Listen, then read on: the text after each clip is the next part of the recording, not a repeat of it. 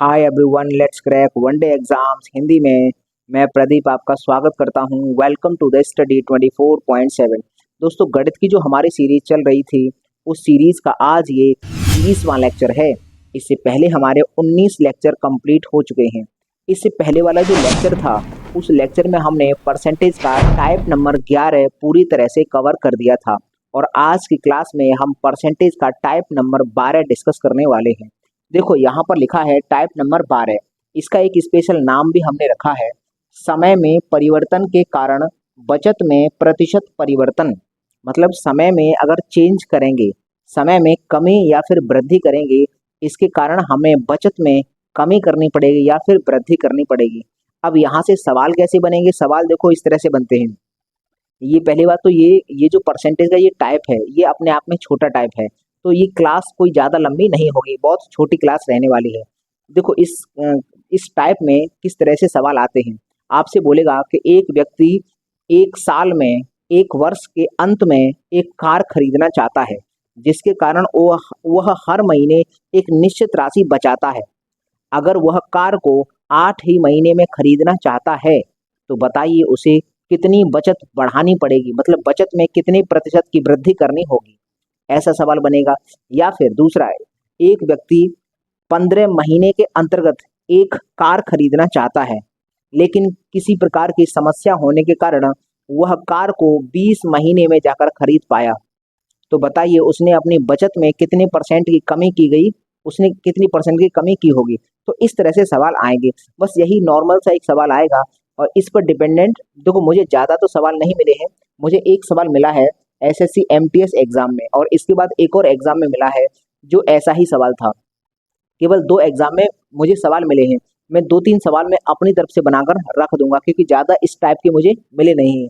तो चलिए हम स्टार्ट करते हैं। देखो यहाँ पर क्वेश्चन लिखा ही है। पहले हम क्वेश्चन को समझते हैं कि क्या है। पहला क्वेश्चन है तो इसको हम डिटेल में आराम से समझाएंगे। तो पहले आराम से इसको इसका एक सिस्टमेटिक तरीका है, उस तरीके से हम इस सवाल को सॉल्व करेंगे पहले। दूसरे नंबर पर हम इसका एक शॉर्ट तरीका बताएंगे और हमेशा उस शॉर्ट तरीके से जाना है। शॉर्ट तरीका क्या है? मात्र एक लाइन लिखनी होगी, एक लाइन में और उत्तर आ जाएगा आपका। लेकिन उस एक लाइन को समझने के लिए आपको पहले इसका बेसिक कॉन्सेप्ट समझना होगा।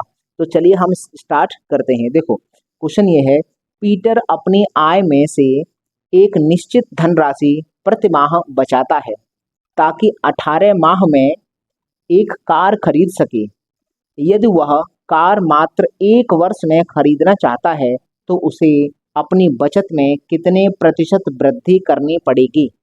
मतलब क्या है कि एक व्यक्ति है पीटर, वह हर महीने, देखो यहाँ पर लिखा है निश्चित, इस शब्द का मतलब है, निश्चित का मतलब है हर महीने बराबर बराबर राशि बचाता है। तो एक निश्चित राशि बचाता है वो, तो धनराशि प्रतिमाह बचाता है ताकि वह 18 माह में एक कार खरीदने में सक्षम हो जाएगा। अब वो कार को 18 महीने के स्थान पर मात्र एक साल में ही, एक वर्ष में ही खरीदना चाहता है। तो सर अगर 18 महीने की जगह तुम 12 महीने में ही खरीदना चाहते हो तो अपनी बचत में वृद्धि करनी पड़ेगी। तो वही कह रहा है कि बचत में कितने प्रतिशत की वृद्धि करनी होगी। अब यहाँ पर एक बात अंडरस्टूड है कि हर महीने बराबर बराबर बराबर बराबर रुपए बचाता है। तो उसने अपना अंदाजा लगा लिया होगा कि पहले प्राइस पूछा होगा मार्केट में जाके, भैया कितने की आएगी कार, तो उसने कहा होगा कि एक फिक्स अमाउंट बताया होगा कि इतने की आएगी। फिर उसने अपने महीने का हिसाब लगाया होगा कि मैं हर महीने कितने रुपए बचाऊं। तो ये जो बचा रहा है हर महीने बराबर बराबर अमाउंट बचा रहा है। तो पहले हम इस सवाल को करते हैं एक सिस्टमेटिक तरीके से, उसके बाद हम इसको एक ही लाइन में करेंगे सवाल को। ठीक है भाई, तो चलिए हम समझते हैं पहले। देखो हम इस सवाल में मान लेंगे, माना माना कार की कीमत, कार की कीमत बराबर, यहाँ पर एक फिक्स वैल्यू, एक फिक्स वैल्यू आएगी। कार की कीमत जो है वो एक फिक्स वैल्यू रहेगी। भैया एक कार है, उसका मूल्य तो फिक्स रहेगा, ठीक है। अब इस मूल्य को वो क्या करेगा, उसने अपने हिसाब से देख लिया होगा कि मैं इस मूल्य को इकट्ठा करने के लिए हर महीने कितने कितने रुपए बचाऊं। तो मैं यहाँ पर अब यहाँ से मानूंगा, माना माना प्रति माह बचत, प्रति माह बचत बराबर एक्स रुपए। हमने मान लिया कि वह एक कार को कितने में खरीदना चाहता था, 18 महीने में। तो फिर उसने अपना अंदाजा लगाया होगा कि हर महीने में इतने इतने रुपए बचाऊं तो मैं कार खरीद लूंगा। मैंने इस बात को मान लिया कि मान लीजिए हर महीने एक्स रुपए वो बचा रहा है, अभी अभी वो एक्स रुपए बचा रहा है और इतने बचाता है तो 18 महीने में कार खरीद लेगा। अब एक बात बताओ, हमने माना है कि प्रतिमाह एक्स रुपए बचाता है, तो कार कितने समय में खरीद रहा है, 18 माह में। तो फिर यहाँ से कार का मूल्य क्या निकल के आएगा, इस वाली कंडीशन से कार का मूल्य क्या होगा, कार का मूल्य,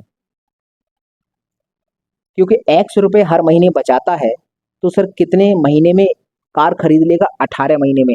तो सर एक्स रुपए बचाता है, 18 महीने में खरीद लेगा, तो क्या 18 इंटू एक्स ये कार का मूल्य होगा, 18 इंटू एक्स होगा। जैसे मान लीजिए मैं हर महीने 2 रुपए बचाऊं, हर महीने 2 रुपए बचाऊं, तो बताइए 18 महीने में कितने रुपए बचा लूंगा। तो सर 18 का गुणा 2 में ही तो करना पड़ेगा, तो 36 रुपए हो जाएंगे। सेम उसी प्रकार से हर महीने उसने अपना अंदाजा लगा लिया होगा, हर महीने वो एक्स रुपए बचा रहा है। अब उसने देखा कि भाई इतने इतने रुपए बचाऊंगा तो 18 महीने में कार खरीद लूंगा, तो कुल मिलाकर एक्स गुणा 18 कर दिया, तो सर ये कार का मूल्य होगा। ठीक है, अब दूसरी कंडीशन क्या है, अब उसने क्या किया कि कार को वो मात्र 12 महीने में खरीदना चाहता है। 12 महीने, एक वर्ष का मतलब 12 महीने तो हुआ। तो सर अब हम मानेंगे दूसरी, माना माना बाद बाद की प्रति माह बचत, हम बाद की प्रति माह बचत मान लेते हैं 22 रुपए। अब हमें इतना मालूम है कि सर हमने बाद में, क्योंकि वो बाद में एक ही साल में खरीदना चाहता है, एक साल का मतलब है 12 महीने में खरीदना चाहता है, तो सर पहले जितनी भी बचत कर रहा था अब उससे तो ज्यादा करनी पड़ेगी। तो जो बाई का मान है ये एक्स से तो ज्यादा ही होगा। तो अब हमने माना कि सर अब दूसरी बार में उसने सोचा कि अब 18 महीने में नहीं खरीदना चाहता, मैं तो भाई एक ही साल में खरीदना चाहता हूँ, तो अपनी बचत बढ़ानी होगी। तो पहले एक्स रुपए कर रहा था, अब मैं 22 रुपए की बचत करूंगा। अगर मुझे कहीं से भी इस एक्स का मान और बाई का मान मिल जाए तो देख लूंगा भाई साहब। यहाँ पर मान लीजिए उदाहरण के तौर पर अगर ये एक्स का मान 10 निकला, ठीक है, और बाई का मान आ गया 12, तो हम देख लेंगे ना, पहले हम हर महीने 10 रुपए बचा रहे थे और अब हर महीने 12 रुपए बचाएंगे, तो कितनी बचत में वृद्धि कर लेंगे, 2 की वृद्धि हुई है। तो आराम से हम यह निकाल सकते हैं। इसका मतलब ये है सर, हम सवाल सॉल्व करने के बाद हम एक्स की वैल्यू हमें कहीं से भी मिल जाए। एक्स क्या है सर, जब हम 18 महीने में कार खरीद रहे थे तब हर महीने कितने की बचत करेंगे, ये वो रुपया है। और ये बाई क्या है, जब हम 12 महीने में कार को खरीदना चाहते हैं तब एक महीने में कितना रुपए बचाएंगे, वो है।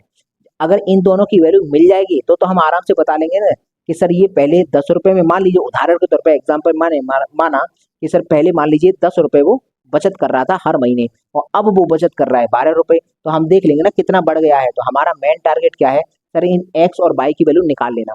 तो ये तो हमने उदाहरण के तौर पर मान के आपको बताया था। लेकिन अब हम मानते हैं कि माना बाद की प्रतिमाह बचत कितनी है, 22 रुपए।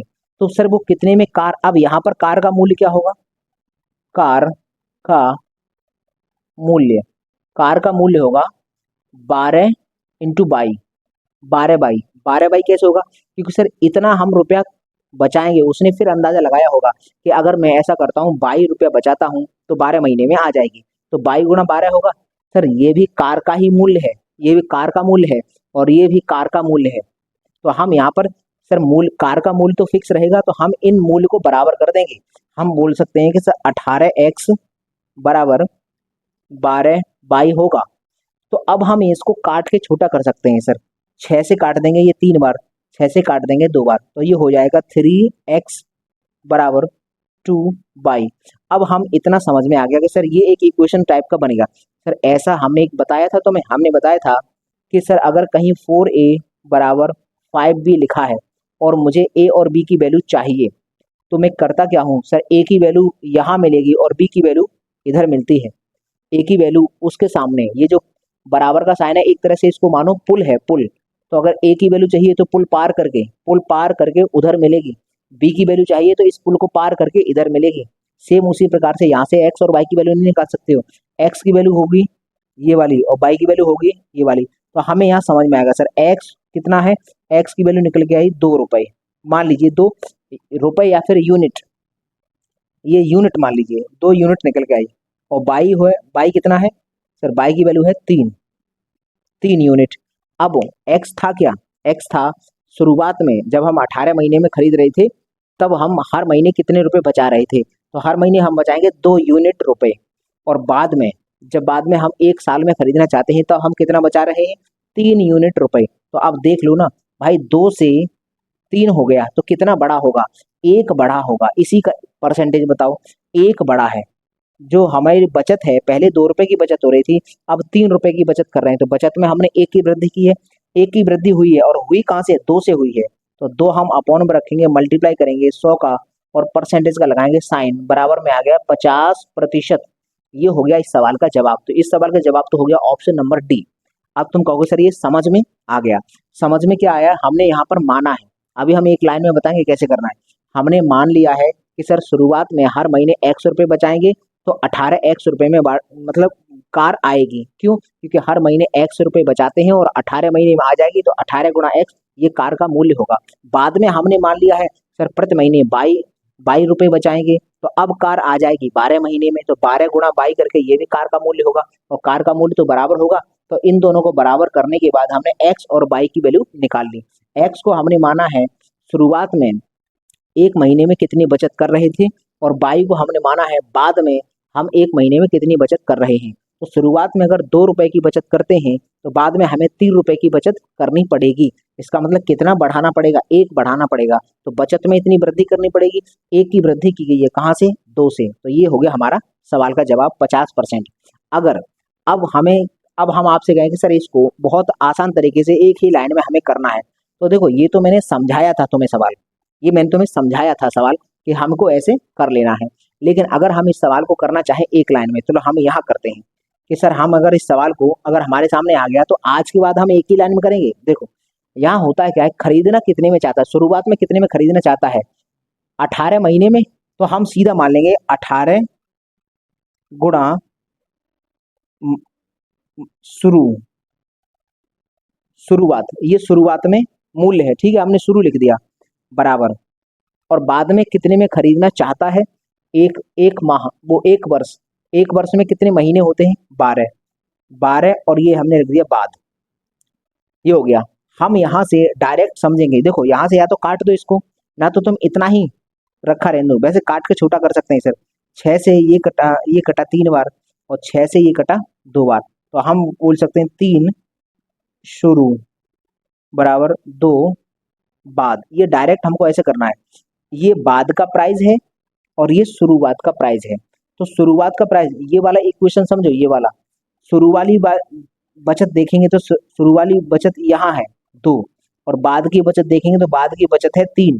तो मतलब पहले 2 रुपए बचा रहे थे, अब 3 बचाने पड़ेंगे, तो 1 बढ़ाना पड़ेगा, 1 बढ़ाना पड़ा है। कहाँ से बढ़ाएंगे, शुरुआत वाली से बढ़ाते हैं, तो शुरुआत वाली वैल्यू बट्टे में आ जाती है, गुणा करते हैं 100 का, परसेंटेज का चिन्ह, बराबर आ गया 50% उत्तर। तो आज के बाद, अगर आज के बाद सवाल कभी भी ऐसा बनेगा तो सर हम डायरेक्ट रखेंगे। हमारे पास एक ही काम है सर, शुरुआत में तुम कितने समय में खरीदना चाहते हो, तो शुरुआत का समय मल्टीप्लाई बाई प्रति महीने बचत, और बराबर बाद में तुम कितने समय में खरीदना चाहते हो, तो बाद का समय और मल्टीप्लाई बाई बाद की बचत। तो यहाँ से इन दोनों को डायरेक्ट बराबर करते हैं, और इन दोनों को बराबर करने के बाद सर शुरुआत में बचत कितनी हो रही है और बाद में कितनी बचत हो रही है हम यहाँ से निकाल सकते हैं। फिर आराम से हम कंपैरिजन करके ये बता सकते हैं कि हम कितना % बचत बढ़ाएंगे। ठीक है भाई, तो यहाँ पर आप एक काम करिए, आप इसका स्क्रीनशॉट लीजिए, उसके बाद कुछ और सवाल हैं इसी टाइप के, वो मैं यहाँ पर अभी लिखता हूँ, उनको अभी सॉल्व करेंगे। तो चलिए आप इसका स्क्रीनशॉट लीजिए।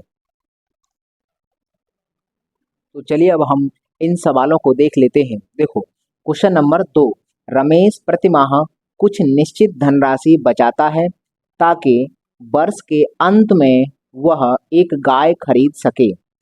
यदि वह गाय को मात्र 10 माह में ही खरीदना चाहता है तो उसकी प्रतिमाह बचत में वृद्धि प्रतिशत ज्ञात करो। तो देखो हम डायरेक्ट इस सवाल को करेंगे। शुरुआत में कितना है सर, ताकि वर्ष के अंत में, वर्ष के अंत का इसका मतलब क्या है सर, इस लाइन का मतलब है 1 साल के अंत में। तो 1 साल की बात करता है, तो 1 साल में कितने महीने होते हैं सर, महीने होते हैं 12। तो हम यहाँ लिख देंगे 12 मल्टीप्लाई बाई ए लिख देते हैं, ए का मतलब है, याद रखना इस ए का मतलब है शुरुआत में बचत, यहाँ पर रुको, एक मिनट रुको।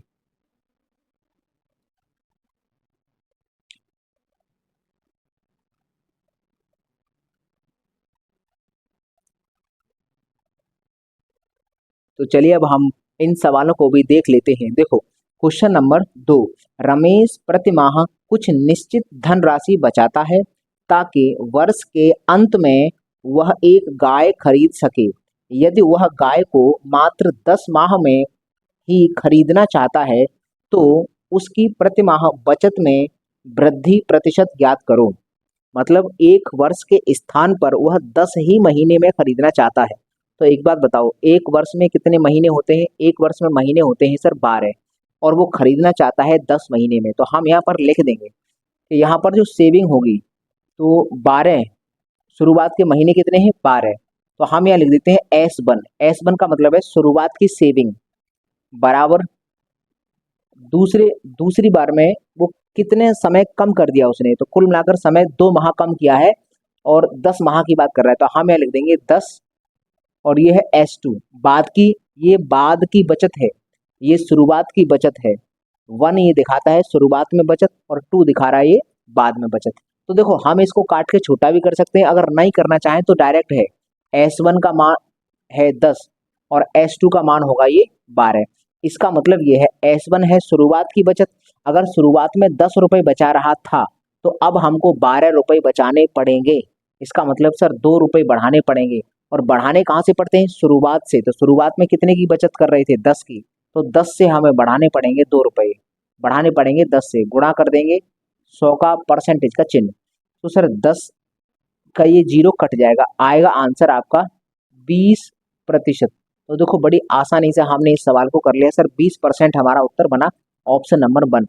देखो ये क्वेश्चन आया है आरआरबी चंडीगढ़ टीसी और सीसी 2003, मतलब पुराना सवाल है लेकिन भाई साहब एग्जाम में आया है इस टाइप का।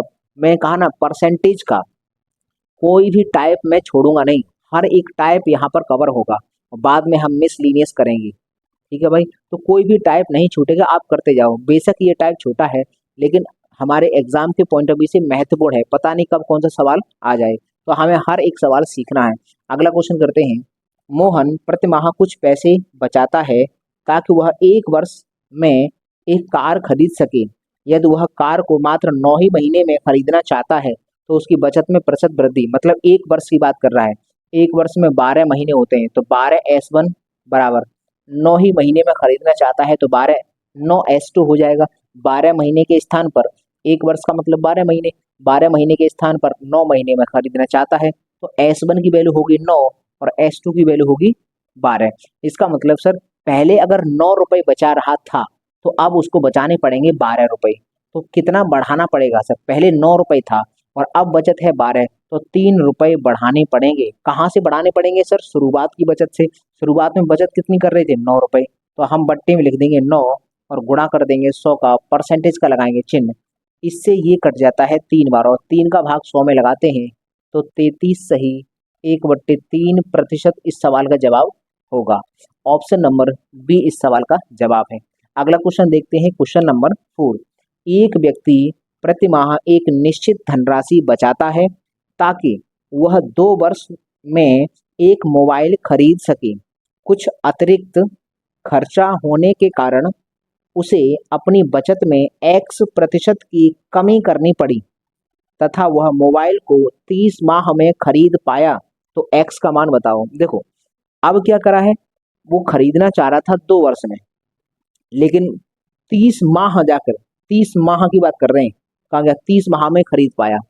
तो सर महीनों में अगर 2 साल को कन्वर्ट करेंगे तो 24 महीने बनेगी। 24 महीने में खरीदना चाहता था लेकिन कुछ अतिरिक्त खर्चा हो गया तो उसको 30 महीने में जाकर उसको मिली। तो हम शुरुआत का देखो ये 2 वर्ष पहले है तो 24 माह में खरीदना चाहता था S1 बराबर, बाद में मिली कितनी है? 30 माह में इसको मिली है। तो इसका मतलब यहाँ से डायरेक्ट काट के छोटा भी कर सकते हैं लेकिन मत करो अभी छोटा। S1 की वैल्यू ये है और S2 की वैल्यू ये है। अगर शुरुआत में हर महीने वो 30 रुपए बचाता था तो अब उसको मात्र 24 रुपए बचाने की आवश्यकता है, क्योंकि 30 महीने बढ़ गए ना। तो पहले अगर 30 बचा रहा था, शुरुआत में 30 बचा रहा था, तो अब मात्र 24 उसको रुपए बचाने होंगे। तो कितने रुपए कम बचाने होंगे? तो सर 6 रुपये कम बचाने पड़ेंगे। और 6 कम कहाँ से हैं सर, 30 से कम है। तो 30 यहाँ पर आ गया, मल्टीप्लाई किया 100 का, परसेंटेज का लगाया चिन्ह, 6 से ये कटा 5 बार, 5 से ये कटेगा 20 बार। तो इस सवाल का जवाब आएगा 20%, ऑप्शन नंबर सी। तो देखो ये हुए हमारे टाइप नंबर 12 के 4 सवाल। ज़्यादा एग्जाम में इसके सवाल मुझे नहीं मिले हैं, ये दोनों सवाल मैंने अपनी तरफ से बनाकर रखे हैं। ये वाला सवाल और इससे पहले वाला सवाल था वो एग्जाम में मुझे मिला हुआ था। तो अब मैं बनाने में कितने सवाल बना सकता हूँ, तो कुल मिलाकर मैंने इतना दिखा दिया। अगर ऐसा टाइप अगर तुम्हारे सामने आएगा तो उस सवाल को भी तुम आराम से, देखो मैंने कितना आसानी से किया है, मैंने कोई बहुत बड़ा तो इसको कैलकुलेशन नहीं किया है, बस समझाया था। तो समझ में अगर आ गया है तो आराम से इस सवाल को तुम कर सकते हो। तो चलिए अब मुझे दीजिए इजाजत, मैं मिलूंगा आपको अगली वीडियो में, तब तक के लिए नमस्कार दोस्तों।